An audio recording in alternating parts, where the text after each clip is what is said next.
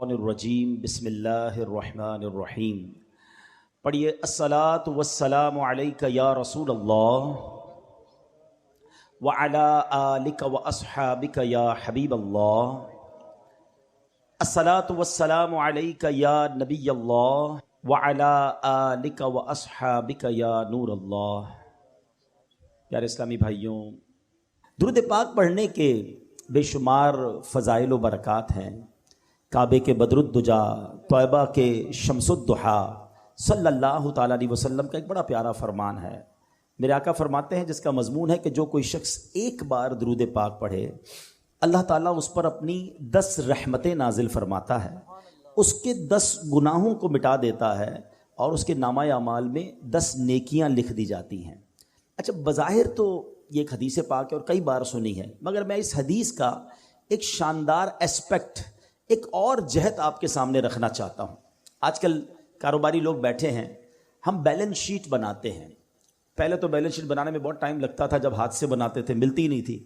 اب جب سے سافٹ ویئر آ گئے تو روز بٹن دبائیں روز بیلنس شیٹ نکل آتی ہے کہ بھائی آج کیپٹل کتنا ہے، آج لاس کتنا ہے، آج پروفٹ کتنا ہے۔ سافٹ ویئر نے لائف آسان کر دی، ورنہ اکاؤنٹنٹ کو 3 دن پہلے کہنا پڑتا تھا جب جا کے بیلنس شیٹ بنتی تھی، ٹھیک ہے نا۔ لیکن ہم بیلنس شیٹ بناتے ہیں، اس کا طریقہ کیا ہوتا ہے کہ debit side credit side plus minus کر کے آپ کا میرا بیلنس کیپٹل سامنے آ جاتا ہے۔ رمضان میں بھی کئی لوگوں نے بنائی ہوگی جن کو زکوٰۃ دینی ہوگی، لیکن آن دا ڈے آف ججمنٹ، قیامت کے دن بھی ایک بیلنس شیٹ بنے گی، قیامت کے دن بھی ایک اکاؤنٹ کھلے گا اور وہ بڑا کروشل ہوگا۔ اس میں کیا ہوگا کہ میزان عمل لگایا جائے گا، لوگوں کے اعمال تولے جائیں گے، ایک پلڑا نیکیوں کا ہوگا، ایک پلڑا گناہوں کا ہوگا۔ اچھا، یونیکنیس بتاؤں کہ جو میزان عمل ہوگا نا، ترازو، دنیا کے ترازو میں جو پلڑا بھاری ہوتا ہے وہ پلڑا جھک جاتا ہے، مگر قیامت کے دن جو پلڑا بھاری ہوگا وہ اوپر ہو جائے گا۔ اچھا، اب کیا ہوگا؟ قرآن کہتا ہے سورہ قاریعہ میں فَأَمَّا مَنْ ثَقُلَتْ مَوَازِينُهُ، جس کی نیکیاں کی جو پلڑا ہے وہ بھاری ہو گیا، ہیوی ہو گیا، کیا ملے گا اسے؟ فَهُوَ فِي عِيشَةٍ رَاضِيَةٍ، وہ مزے میں، چین میں، جنت کی نعمتوں میں ہوگا۔ پھر آگے فرمایا وَأَمَّا مَنْ خَفَّتْ مَوَازِينُهُ فَأُمُّهُ هَاوِيَةٌ وَمَا أَدْرَاكَ مَا هِيَ نَارٌ حَامِيَةٌ۔ قرآن کہتا ہے جس کے پلڑا ہلکا پڑ گیا نا، نیکیاں کم ہوئی، گناہ زیادہ ہو گئے، وہ بھڑکتی آگ میں ڈالا جائے گا، شعلے مارتی ہوئی آگ میں ڈالا جائے گا۔ ٹرائی ٹو انڈرسٹینڈ، وہ جو بیلنس شیٹ ہوگی نا، موسٹ کروشل بیلنس شیٹ ہوگی، there is no way to change the balance. اس دن کوئی طریقہ نہیں ہوگا۔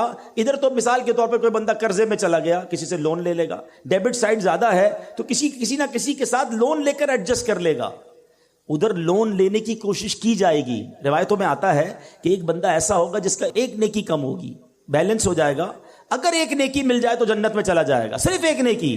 اب وہ مارا پھرے گا قیامت کے دن، یہاں تک کہ اپنی ماں کے پاس جائے گا کہ ماں جی مجھے ایک نیکی دے دیجئے، میں جنت میں چلا جاؤں گا۔ اس دن ماں ساتھ نہیں دے گی۔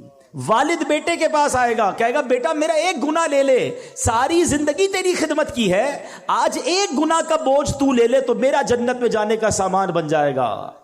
مگر نہ باپ بیٹے کے کام آئے گا، نہ بیٹا باپ کے کام آئے گا۔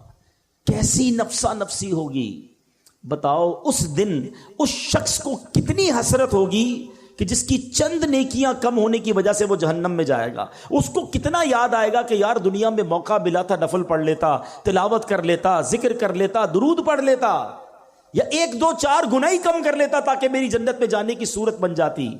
یہ دن آنا ہے۔ اب وہ سینیریو ذہن میں رکھو اور اب اس حدیث کو دوبارہ سنیں کہ درود پاک تو میری بیلنس شیٹ کو ایڈجسٹ کرنے کا شاندار وظیفہ ہے کہ آقا فرما رہے ہیں ایک بار درود پڑھو 10 نیکیاں بڑھ جائیں گی، 10 گناہ کم ہو جائیں گے۔ یعنی میرے نیکیوں کا وزن بڑھانے والا اور گناہوں کا وزن گھٹانے والا وظیفہ ہے۔ تو سچ بتاؤ پھر کتنے درود پڑھنے چاہیے؟ کوشش کیا کریں فضول کاموں سے بچ کر۔ بہت زیادہ ٹائم اپنے موبائل فون کے ساتھ ویسے ہی گپ شپ میں گزار رہے ہوتے ہیں، لینا نہ دینا، پتہ نہیں ساری سوشل میڈیا کی ویڈیوز دیکھنی ہیں، اس کے بجائے اللہ رسول کا ذکر کر لیا کرو، درود پاک کی کثرت کر لیا کریں، انشاءاللہ نامہ اعمال میں نیکیاں بڑھتی رہیں گی اور گناہ کم ہوتے رہیں گے۔ اللہ مجھے بھی اور آپ کو بھی کثرت کے ساتھ درود پاک پڑھنے کی توفیق عطا فرمائے۔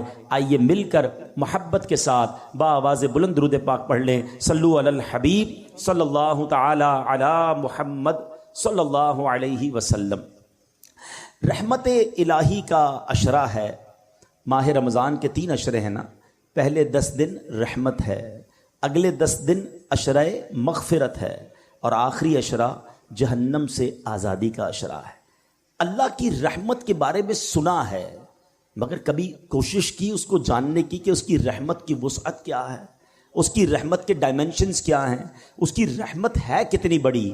آؤ آج اللہ کی رحمت کی بات کرتے ہیں، آج اللہ سے محبت کی بات کرتے ہیں، وہ کریم ہم پر کتنا مہربان ہے، آج اس پر بات کرتے ہیں، کس طرح اس کی مجھ پر اور آپ پر مہربانیاں ہیں۔ یاد رکھیں، دنیا میں کوئی کسی سے پیار کیوں کرتا ہے؟ What is the reason?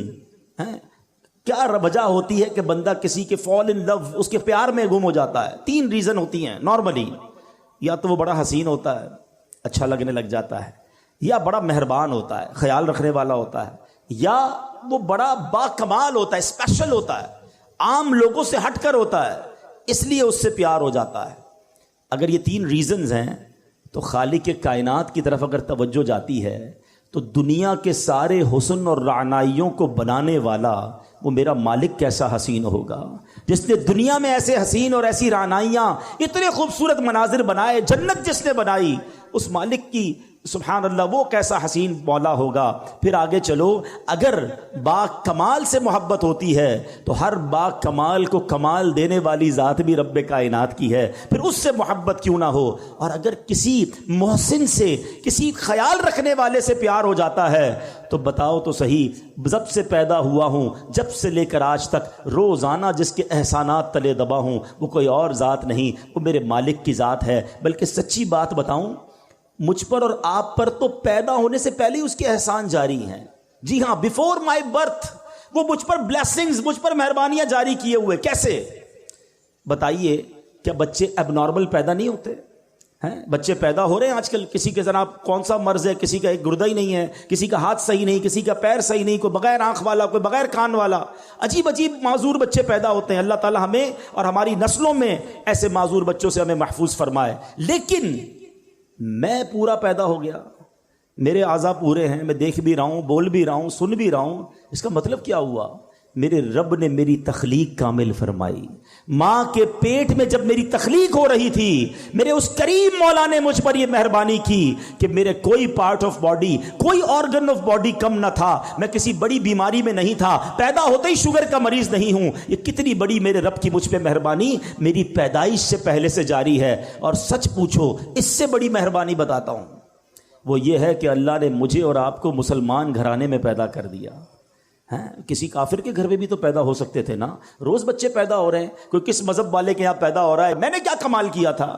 میرا کیا ایسا کمال تھا کہ اللہ نے مجھے مسلمان گھرانے میں پیدا کیا؟ سب سے پہلی آواز جو میرے کانوں نے سنی وہ اللہ اکبر کی اذان سنی، کیونکہ جب میں پیدا ہوا مسلمان گھرانے میں تھا تو میرے کان میں اذان دی گئی۔ بتاؤ، یہ شروع سے مہربانیاں رب کی جاری ہیں۔ تو اگر کسی مہربان سے محبت کی جاتی ہے تو پھر اللہ سے سب سے زیادہ ہمیں محبت ہونی چاہیے۔ اور اب آؤ میں بتاتا ہوں وہ کریم رحمان کیسا ہے، وہ رحیم کیسا ہے، وہ رحمتیں کیسے برساتا ہے۔ اس کی رحمت یہ چاہتی ہے کہ میں اور آپ بخشے جائیں۔ روایتوں میں آتا ہے، حضرت ابو سعید خدری رضی اللہ تعالیٰ عنہ راوی ہیں، اور نبی پاک علیہ الصلوۃ والسلام کی حدیث ہے۔ یہ واقعہ خود نبی پاک نے صحابہ کو سنایا کہ ایک شخص تھا بنی اسرائیل میں، اس نے 99 قتل کیے۔ حدیث پاک کا خلاصہ ہے 99 مرڈرز۔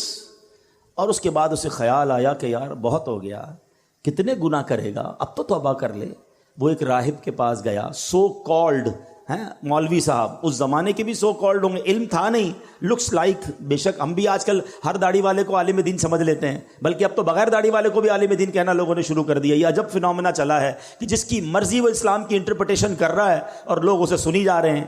اللہ کے بندوں، عالم دین صحیح عقیدے والے سے بات سنو گے تو سمجھ آئے گی. یہ حدیث بھی اسی طرف رہنمائی کر رہی ہے کہ کہنے کو وہ کوئی مذہبی آدمی ہوگا. یہ بندہ چلا گیا اس کے پاس، کہا حضرت 99 قتل کیے ہیں، کیا میری توبہ قبول ہوگی؟ وہ بندہ، اس نے کہا خدا کا خوف کر، 99 بندوں کا قاتل، تیری توبہ قبول نہیں ہونی. اس نے اس بندے کو اللہ کی رحمت سے مایوس کر دیا. اب وہ پہلے ہی قاتل تھا، اس نے کہا چلو پھر سینچری پوری کرتے ہیں. اس نے اس راہب کو بھی مار دیا، 100 قتل کر لیے. پھر خیال آیا نہیں، غلط کیا، توبہ کرنی چاہیے. پھر کسی عالم دین کے پاس گیا. اب عالم دین نے کہا کہ نہیں، تمہاری توبہ قبول ہو جائے گی، گھبراؤ نہیں، اللہ کی رحمت سے مایوس نہ ہو. ایسا کرو، فلاں علاقے میں نیک لوگوں کی ایک بستی ہے، تو اس ادھر چلے جاؤ اور ان نیک لوگوں کے قریب جا کر اللہ کی بارگاہ میں دعا کرنا، تو اللہ کریم جو ہے تجھ پر رحمت فرما دے گا، تیری توبہ قبول کر لے گا. یہ بندے نے نیت کی، اچھی نیت، اور چل پڑا. اللہ کی شان دیکھو، راستے میں اس کا انتقال ہو گیا. عذاب کے فرشتے آ گئے، ہم لے جائیں گے، 100 بندوں کا قاتل ہے. رحمت کے فرشتے آ گئے، ہم لے جائیں گے، توبہ کی نیت کر لی تھی، چل پڑا تھا، اللہ سے دوستی کا ارادہ کر لیا تھا، یہ چل پڑا ہے. اب دونوں قسم کے فرشتوں میں ایک طرح سے بحث شروع ہو گئی. عذاب کے فرشتے کہتے ہم لے جائیں گے، توبہ کی تھوڑی تھی، گھر سے نکلا ہی تھا، ارے 100 تو قتل کر دیے ہیں. رحمت کے فرشتے کہتے نہیں، اللہ کی راہ پہ چل پڑا تھا، دل میں شرم اور ندامت آ گئی تھی، ہم لے جائیں گے. اب اللہ کی طرف سے ارشاد ہوتا ہے ایسا کرو، زمین کیلکولیٹ کرو، زمین کو ناپا جائے، اگر یہ بندہ اپنے گھر کے قریب ہے تو عذاب کے فرشتے لے جائیں، اگر یہ بندہ نیک لوگوں کی بستی کے قریب ہے تو رحمت کے فرشتے لے جائیں. اللہ اکبر. میں حدیث کے الفاظ سنا رہا ہوں. اب جب زمین ناپی گئی تو وہ بندہ نیک لوگوں کی بستی کے قریب نکلا. علماء کہتے ہیں یہ جو پلان تھا نا، اللہ کی قدرت کا پلان تھا. ایکچولی وہ دور تھا نیک لوگوں کی بستی کے، مگر رب کا حکم تھا کہ یہ بخشا جائے. اس کی منشا یہ تھی یہ بخشا جائے. وہ نیک لوگوں کی بستی اور اس کی لاش کے درمیان جو پلاٹ آف دا لینڈ تھی وہ سکویز ہوئی، وہ کم ہوئی اللہ کے حکم سے، اور جب ناپا گیا تو چند فٹ کے فاصلے سے وہ نیک لوگوں کی بستی کے قریب تھا. اسے رحمت کے فرشتے لے گئے، گویا اس کی بخشش ہو گئی. یہ ایک روایت بیان کرنے کے بعد میرے پیارے اسلامی بھائیوں کیا پتا چل رہا ہے؟ وہ رحیم، وہ کریم، وہ توبہ قبول کرنے والا ہے، وہ معاف کرنے والا ہے. اس کی رحمت چاہتی ہم بخشے جائیں، مگر یہ بندہ ہے جو توبہ نہیں کرتا، یہ بندہ ہے جو اس کی بارگاہ میں سر نہیں جھکاتا، وہ اس سے دوستی نہیں کرتا. میرے پیارے اسلامی بھائیوں، اس حدیث سے ایک اور بہت خوبصورت بات سیکھنے کو ملی ہے. یہ حدیث پہلے سمجھیے گا، نبی پاک واقعہ سنا رہے ہیں صحابہ کو. اٹ مین سارا کانٹینٹ جو ہے وہ آتھرائزڈ ہے، سارا کانٹینٹ جو ہے وہ زبردست کلیئرڈ ہے، جبھی تو نبی پاک سنا رہے ہیں نا. تو آقا نے کیا بتایا کہ لوگوں نے مشورہ دیا نیک لوگوں کی بستی کے پاس جا کر دعا مانگو.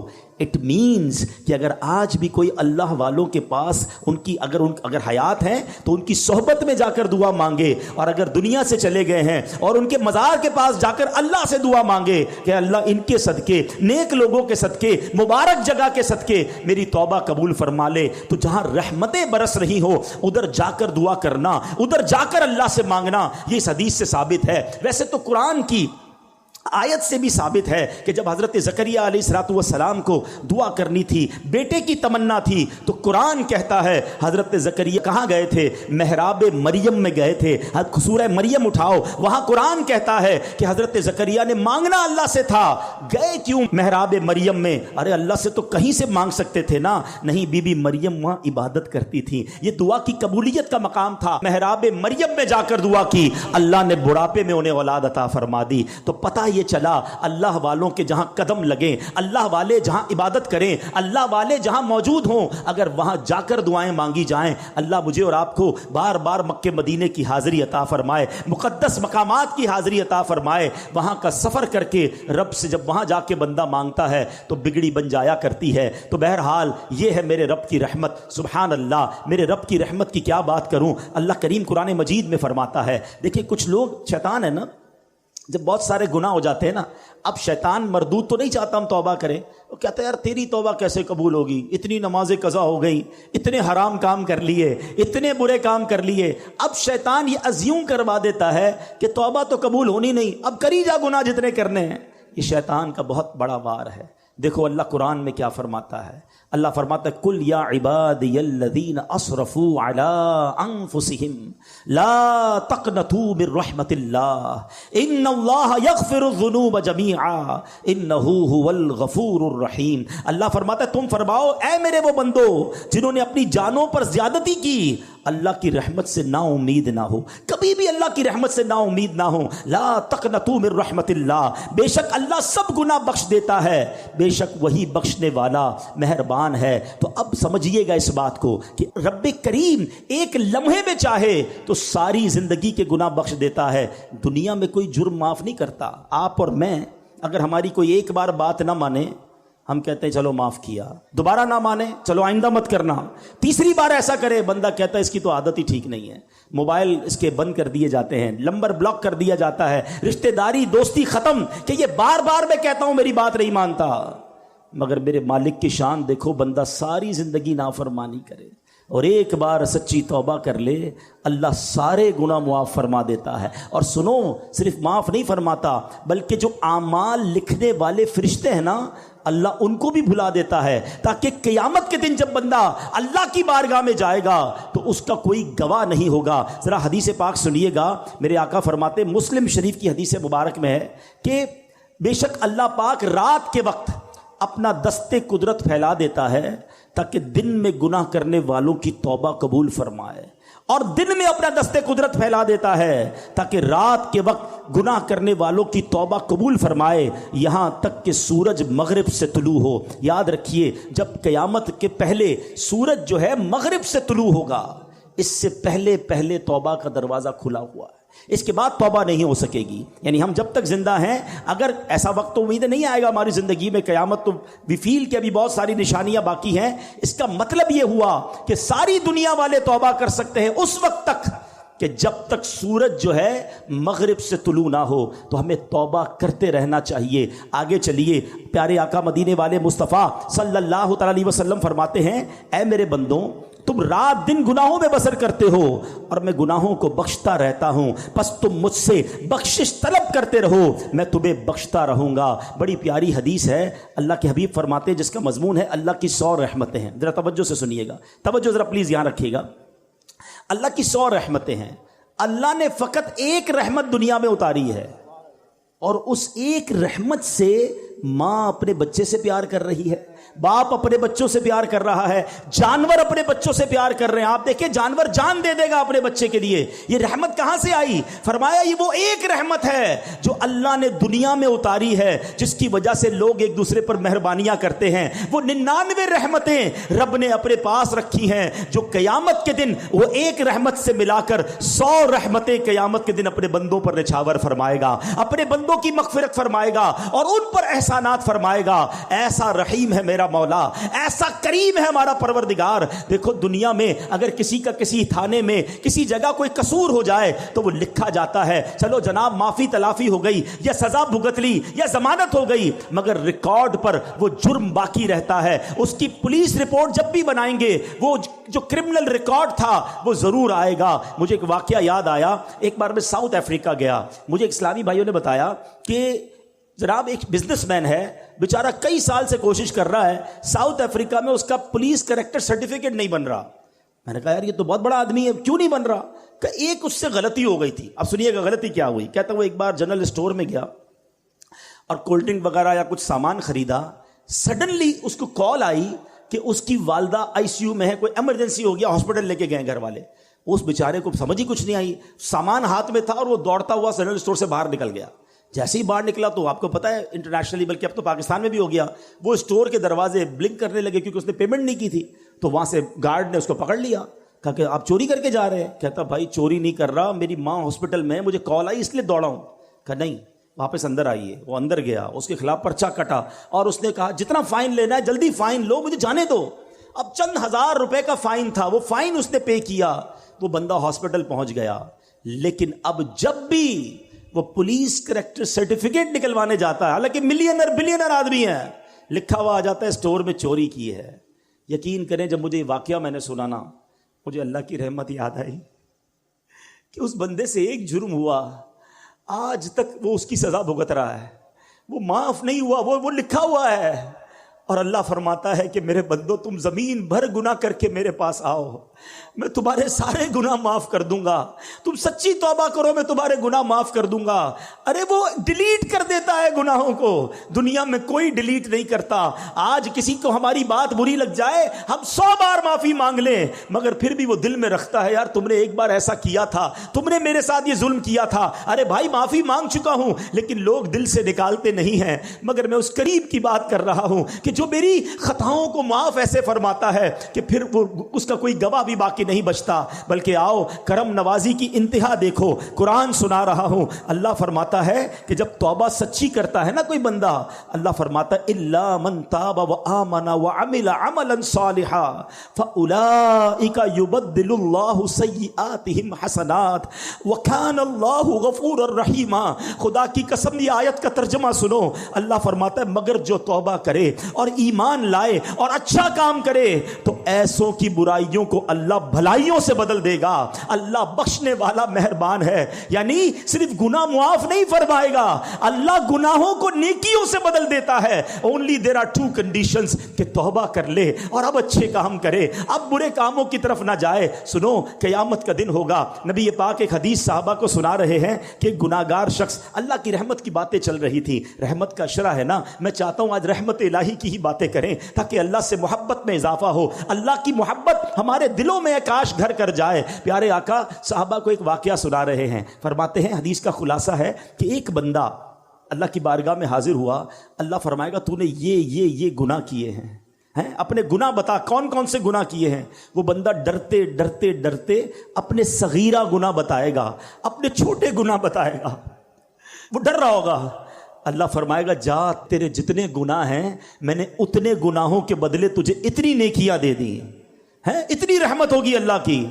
اب وہ بندہ کہے گا یا اللہ میرے تو بڑے بڑے گناہ بھی ہیں، وہ تو میں نے بتائے نہیں ہیں، یعنی اب اللہ کی رحمت پر ایسا مچل جائے گا کہ کہے گا مولا بڑے گناہ تو بتائے نہیں، یہ بھی گناہ ہیں۔ اللہ اکبر۔ میرے آقا یہ حدیث بیان کر کے اتنا مسکرائے کہ آپ کی داڑھیں ظاہر ہو گئی کہ جب اللہ کرم فرماتا ہے تو گناہوں کو نیکیوں سے بدل دیتا ہے۔ ارے اللہ کی کس کس رحمت کی بات کروں، اللہ کی کس کس کرم نوازی کی بات کروں، جب بندہ ایک بار سچی توبہ کرے وہ کیسے بخش دیتا ہے۔ حضرت موسیٰ علیہ السلام کے دور کا واقعہ، بارش نہیں ہو رہی تھی، حضرت موسیٰ علیہ السلام 70,000 لوگوں کو لے کر ایک میدان میں چلے گئے اور اب دعا کی جا رہی ہے کہ بارش ہو جائے۔ بڑی دیر ہو گئی بارش نہ ہوئی، موسیٰ کلیم اللہ ہیں، اللہ سے عرض کی مولا بارش کیوں نہیں ہو رہی؟ ارشاد ہوا ہے موسیٰ اس مجمع میں ایک بندہ ہے جو 40 سال سے میری نافرمانی کر رہا ہے، اے موسیٰ جب تک وہ بندہ اس مجمع میں ہے بارش سے نہیں ہونا، اس کو نکالو اس مجمع سے۔ حضرت موسیٰ نے کہا اتنا بڑا مجمع میری آواز کیسے پہنچے گی؟ ارشاد ہوا موسیٰ آواز لگانا تمہارا کام ہے، پہنچانا ہمارا کام ہے۔ حضرت موسیٰ کھڑے ہو گئے، کہا اے وہ شخص جو 40 سال سے اللہ کو ناراض کر رہا ہے، تیری وجہ سے بارش نہیں ہو رہی ہے، اس مجمع سے نکل جا۔ اچھا وہ بندہ ریئلائز تو کر گیا کہ لگتا تو میں ہی ہوں، ہو سکتا کوئی اور بھی ہو، وہ کھڑا ہو جائے۔ اس نے دائیں دیکھا بائیں دیکھا، کوئی نہیں کھڑا ہوا۔ اب پتہ اس بندے نے کیا کیا؟ کمال کیا۔ اس بندے نے اللہ سے بیٹھے بیٹھے عرض کی، کھڑا نہیں ہوا، کہا یا اللہ میں جانتا ہوں وہ بندہ تو میں ہی ہوں، مجرم تو میں ہی ہوں جس کی وجہ سے بارش نہیں ہو رہی ہے، مگر میرے مالک اگر آج میں کھڑا ہو گیا تو پورے شہر کو پتہ چل جائے گا کہ میں وہ گناہگار ہوں۔ اے اللہ سچی توبہ کرتا ہوں، اب تجھے ناراض نہیں کروں گا، کریم معاف کر دے اور مجھے ذلیل ہونے سے بچا لے۔ سنو کیا ہوا، تھوڑی دیر ہوئی بادل آئے اور بارش برسنا شروع ہو گئی۔ حضرت موسیٰ نے کہا مولا بندہ تو کوئی نہیں نکلا، یا اللہ کھڑا تو کوئی نہیں ہوا، یہ بارش کیسے ہو گئی؟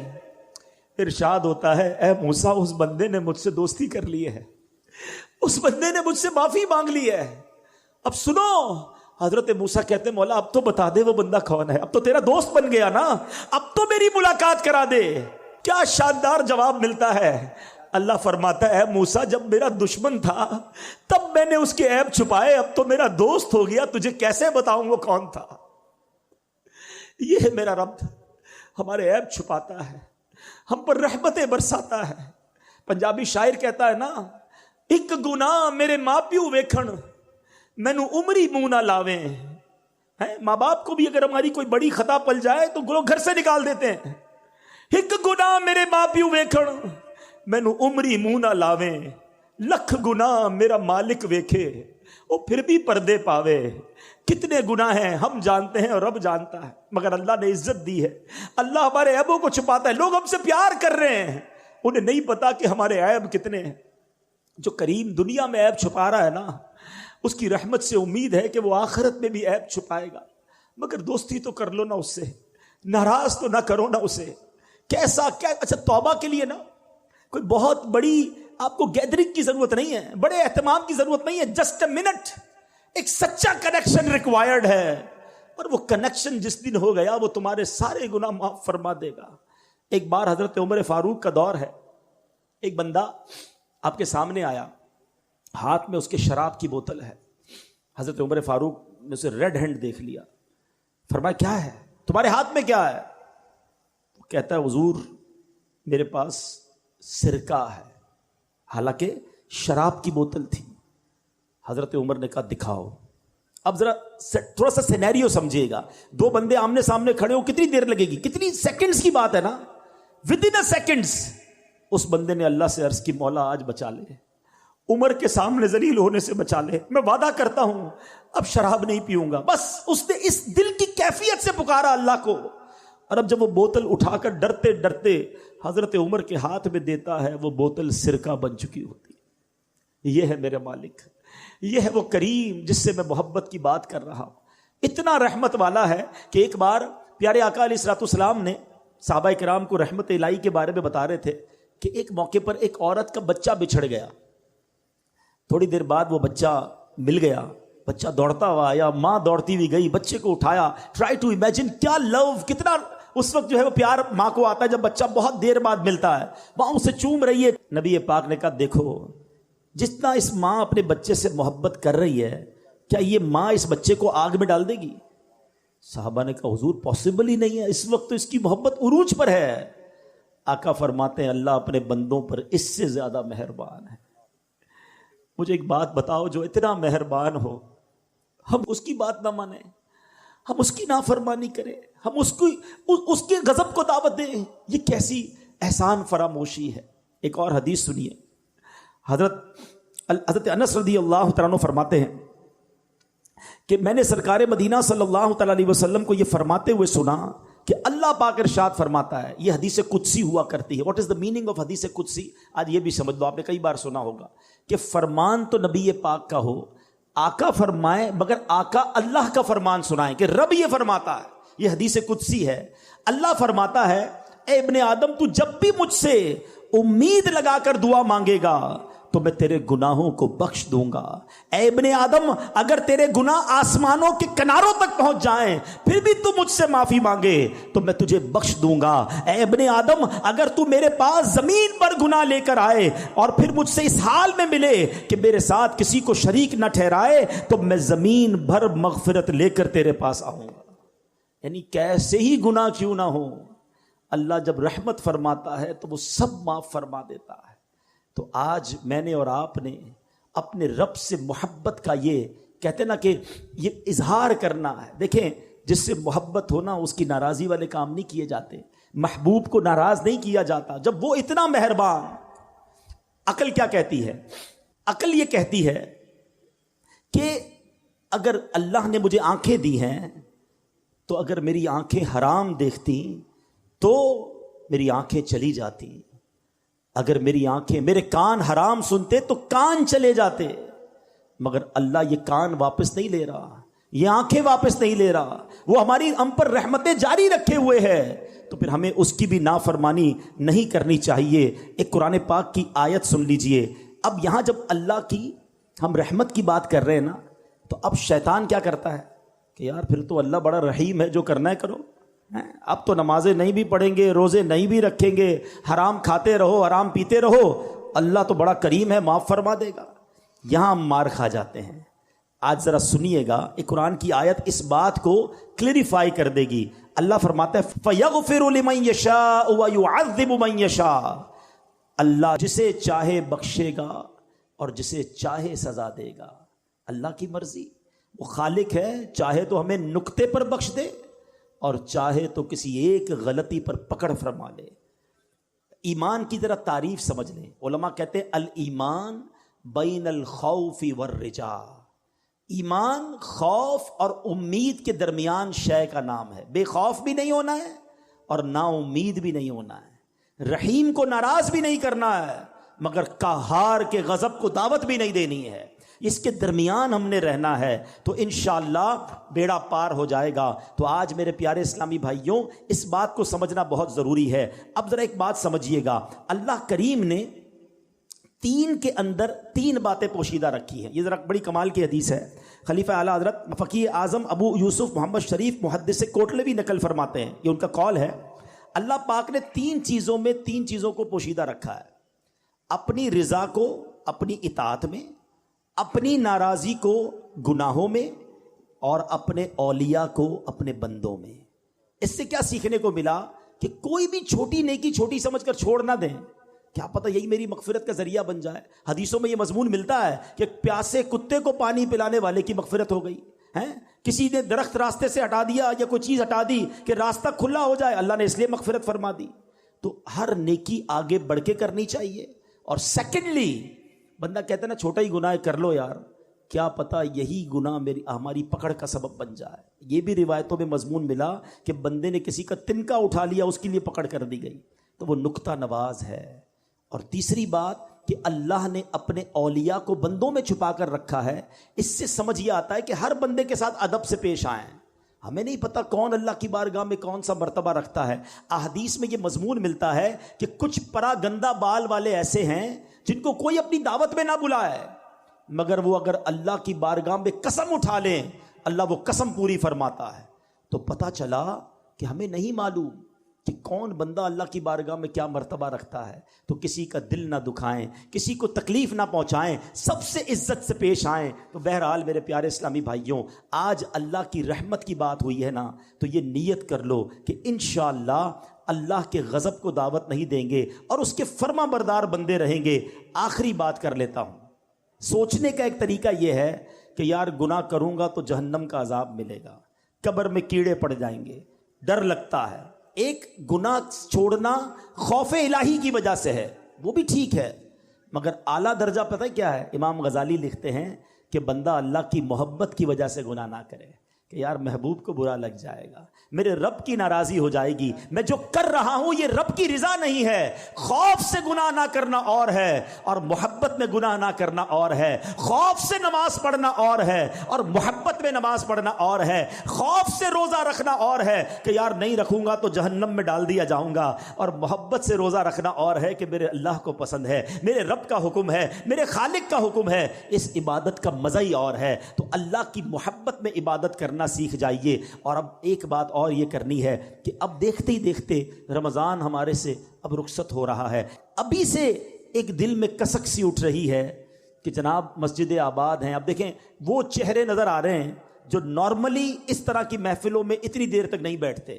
کیا ہے یہ؟ اللہ سے محبت ہے نا، قرآن کی تلاوت ہو رہی ہے، تراویاں ہو رہی ہیں، گھر گھر ماشاءاللہ محفلیں سجی ہیں، لیکن کہتے ہیں ایک دل کے ایک چھوٹے سے کونے سے ایک آواز آ رہی ہے کہ یار رمضان جائے گا اس کے بعد کیا ہوگا؟ کیا اس بار بھی ایسا کریں گے ہم؟ ہیں ہوتا کیا ہے اب تک جو ہوتا آیا ہے، انڈیلیبریٹلی ایک میسج دیا جاتا ہے، اور کتنا برا میسج ہے کہ اے شیطان جب تک تو قید تھا نا اللہ کے بندے تھے نماز پڑھ رہے تھے، اور جب تو رہا ہوا اب ہم تیری بات مانیں گے۔ یہ نہیں ہونا چاہیے، رحمت اللہ فرمائے اور بات ہم شیطان کی مانیں۔ اور دیکھیں یہ رمضان ایکچولی نیٹ پریکٹس ہے، چلو اسپورٹس مین کی زبان میں سمجھا دیتا ہوں کہ پہلے پریکٹس ہوتی ہے اور پھر مقابلہ ہوتا ہے نا، یہ پورا مہینہ پریکٹس کروائی گئی ہے شیطان کو بند کر کے کہ عبادت کر لو، گناہ چھوڑ دو، نیک اعمال کرو، تلاوت کرو، اور جیسے ہی مقابلہ شروع ہوا ایسا لگتا ہے پہلی بال پہ آؤٹ ہو جاتے ہیں۔ چاند رات کو عشاء کی نماز میں لوگ غائب ہو جاتے ہیں، عید کے دن فجر میں نمازی نہیں ہوتے۔ ارے بھائی پورا مہینہ نماز پڑھی تھی اب کیا ہو گیا؟ کیا نماز صرف رمضان میں فرض تھی؟ نہیں میرے پیارے اسلام، اس بار پکی نیت کر لیں کہ انشاءاللہ ہم رحمت والے آقا کے، رحیم مولا کے، رحیم پروردگار کے بندے ہیں. ہم انشاءاللہ اب رمضان کے بعد بھی نمازی رہیں گے، ہم رمضان کے بعد بھی اس کے فرما بردار رہیں گے، ہم ماہ رمضان کے بعد بھی اس کی عبادت کریں گے. اور ماہ رمضان میں جہاں بہت سارے اچھے کام کرنے والے ہیں، وہاں اللہ کے بندوں کے ساتھ اچھا برتاؤ کرنا، سخاوت کرنا، اللہ کی راہ میں خرچ کرنا، یہ بھی بہت بڑی نیکی ہے. تو رمضان میں خوب اللہ کی راہ میں خرچ کریں، اپنی زکوٰۃ پوری ادا کریں. یہاں ایک اور بھی جس کو کہیں درد سا محسوس ہوتا ہے کہ جیسے جیسے ماشاءاللہ لوگوں کی ویلتھ بڑھتی جا رہی ہے، یہ اللہ کی مہربانی ہے. جب ہزاروں میں زکوٰۃ تھی، لاکھوں میں زکوٰۃ تھی، لوگ مزے سے دے رہے تھے، مگر جب اب کروڑوں میں زکوٰۃ آئی ہے تو اصل امتحان شروع اب ہوا ہے کہ جناب اب تو پراپرٹی کے ریٹ اتنے بڑھ گئے، گولڈ کے ریٹ بڑھ گئے، لوگوں کی جناب ویلتھ بڑھ گئی. اب جب کیلکولیٹر چلا رہے ہیں، او ہو 5 کروڑ روپے زکوٰۃ، 10 کروڑ روپے زکوٰۃ. اللہ کے بندے تجھے 10 کروڑ کی زکوٰۃ بری لگ رہی ہے، اللہ نے 4 ارب دیے ہیں تبھی 10 کروڑ زکوٰۃ بنی ہے نا. شکر ادا کر اور اپنی پوری زکوٰۃ ادا کریں. کبھی بھی ایسے اپنی زکوٰۃ کو بوجھ نہ سمجھیں. میں تو بار بار ایک دعا کرتا ہوں، اگر آپ کو اچھی لگتی ہے تو آپ بھی آمین کہہ دو کہ اے اللہ وہ مال نہ دینا کہ جس کی زکوٰۃ دل پر بھاری لگے. اے اللہ مال وہ دینا کہ خوش دلی کے ساتھ زکوٰۃ ادا کروں. اور زکوٰۃ ادا جب بھی کرے نا، چاہے زکوٰۃ ادا کرے چاہے خیرات دیں، سچ بات یہ ہے کہ سجدہ شکر بھی ادا کرے کہ اللہ تیری مہربانی، تو نے دینے والا بنایا، تو نے مانگنے والا نہیں بنایا. میری تو کوئی اوقات نہیں. کبھی سوچا آپ نے آپ کے آفس میں، آپ کے گھر پر آپ سے رابطہ کوئی شخص کرتا ہے کہ جناب بچہ بیمار ہے، علاج کے پیسے نہیں، کچھ زکوٰۃ دے دیں. بہن کی شادی ہے، جہیز کے پیسے نہیں، زکوٰۃ دے دیں. عید کے دن آ رہے ہیں، بچوں کے لیے کپڑے نہیں ہیں، زکوٰۃ دے دیں. اور آپ اسے 5-10 ہزار 25-50 ہزار دیتے ہیں. کبھی سوچا آپ نے آج اس کا فون آیا ہے، میں بھی تو اس کی جگہ ہو سکتا تھا، میں بھی تو کسی کو کہتا کہ میرے بچے بیمار ہیں، زکوٰۃ چاہیے، میرے بچوں کی شادی کرنی ہے، پیسے نہیں ہیں. میں نے کیا ایسی نیکی کی ہے، میں نے کون سا اتنا بڑا کمال کر لیا ہے کہ اللہ نے مجھے دینے والا بنایا، اسے مانگنے والا بنایا. خدا کی قسم یہ فقط رب کی مہربانی ہے جو اللہ نے مجھ پر اور آپ پر یہ احسان کیا ہے. تو آلویز جب بھی کوئی نیکی کریں، چاہے صدقہ کریں، خیرات کریں، چاہے آپ نماز پڑھ رہے ہیں، یہ نہ سمجھو میں نے کچھ کیا ہے، یہ صرف اللہ کی مہربانی ہے. ولا حول ولا قوت الا باللہ العلی العظیم. اللہ کا شکر ادا کر کے یہ کام کیا کرو، اللہ تمہیں اور عطا فرمائے گا. اور اپنی زکوٰۃ صدقات سب سے پہلے اپنے غریب رشتہ داروں کو دیں. ہاں یہاں ایک غلطی لوگ کر جاتے ہیں، یقیناً صدقہ اور خیرات اپنے غریب رشتہ داروں کو دینے کا زیادہ ثواب ہے، لیکن اس میں ثواب جب ملے گا جب وہ زکوٰۃ کے مستحق بھی ہوں. تو زکوٰۃ کے مستحق رشتہ دار ڈھونڈیں، ان کو دیں، آپ کو ثواب زیادہ ملے گا. اپنے قریب رفقا، آپ کے جاننے والوں میں اگر کوئی زکوٰۃ کا مستحق ہے، پہلے اس کو دیں. اور اس کے بعد میں ایک اپیل کرنا چاہوں گا کہ عاشقان رسول کی تحریک دعوت اسلامی جو دنیا بھر میں دین متین کی بڑی خدمت کر رہی ہے، تو اس بار اپنی زکوٰۃ جب آپ دیں تو دعوت اسلامی کا بھی ضرور خیال رکھیں. اور ایک اور بات کہنی تھی، اور وہ یہ ہے کہ فطرہ آپ نے دینا ہے. اچھا، فطرے میں ایک تھوڑی سی ہم سے یوں سمجھیے کہ چوک ہو جاتی ہے کہ جب سے ہوش سنبھالا ہے تو گندم کا ہی فطرہ لوگ دیتے رہے، حالانکہ حدیث پاک میں 4 قسم کے فطرے بیان ہوئے.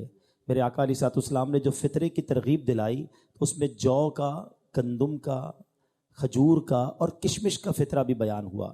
اب یہاں نارملی وہ لوگ بیٹھے جن کو اللہ نے کروڑوں سے اچھی لائف دی ہے، اور ہم فطرہ آج کل گندم کا 170 روپے ہے، ہم وہ دیں گے. ایسا نہیں ہونا چاہیے. جب ہم اپنے لیے کپڑا خریدتے ہیں تو اچھے سے اچھا خریدتے ہیں، بچوں کے لیے چیزیں خریدتے ہیں تو مہنگی خریدتے ہیں. روزانہ کئی لوگ ہوں گے جو افطار میں اجوا کھجور افطار کر رہے ہیں، اور فطرہ دینا ہے تو وہ جناب سب سے سستا والا دینا ہے. ایکچولی یہ بھی اللہ کا ایک شکر ہے کہ اللہ تو نے مجھے کروڑوں سے اچھا بنایا، تو اب تیری راہ میں خرچ بھی میں اچھی کوالٹی کا کروں گا. تو جن کو اللہ نے نوازا ہے وہ بہترین کوالٹی کا فطرہ دیں، اور انشاءاللہ یہ بھی ایک شکرانے کا طریقہ ہے. اللہ تعالیٰ ہم سب کو عمل کی توفیق دے. میرے اعمال کی اصلاح کرم سے